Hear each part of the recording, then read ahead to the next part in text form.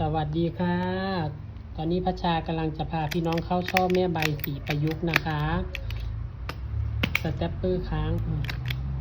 ประยุกต์นิ้วสีส้มพี่น้องสีสวยมากพัชชาชอบสีนี้มากค่ะของพัชชานี่จะห่อใบตองต้องใช้สแตปเปอร์อีกตัวหนึ่งเย็บด้านหลังไว้นะคะเวลาเย็บด้านหลังให้เย็บต่ำๆอย่าเย็บขึ้นสูงเด้อพี่น้องเด้อเพราะว่าใบตองมันจะล้างเวลาเรามาเข้าช่อแบบนี้นะแต่ถ้าเราเอาต่ำๆมันจะไม่ล้างเห็นไหมคะนี่เข้าให้แน่นสเตปเปอร์ไม่ต้องกลัวว่าจะเปลืองลูกหมดก็ให้มันหมดไปเลยขอให้ชิ้นงานออกมาสวยแล้วก็แน่นนะคะนี่ถ้าใบตองแตกให้เปลี่ยนใหม่ด้วยค่ะพี่น้องให้เอาออกและทำใหม่อย่าไปฝืนเพราะว่าถ้าตอนไปประกอบแล้วมันแตกเราจะแก้ไขยากค่ะพี่น้องคะ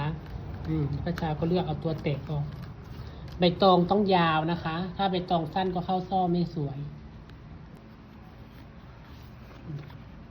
ค่อยๆดึงลงมาเฉียงๆทีๆอย่าเพิ่งให้ห่างกันก็เย็บนี่ค่ะแม่15สังเกตเลยแม่ใบสีจะกระชับแล้วก็จะถี่ไม่ยืดที่สำคัญช่อจะอวบนะคะช่ออวบเนี่ยก็แล้วแต่ภูมิแต่ส่วนมากเข้าช่อแม่ใบสีถ้าอวบมันจะสวยกว่าแบนถ้าช่อแบนช่อยาวแบบนี้นะพี่น้องคะตอนนี้เสร็จเรียบร้อยแล้วเป็นยังไงเจ้าคะสวยงามไหมคะดูเส้นลายจะเฉียงลงมาทีห่างให้เสมอ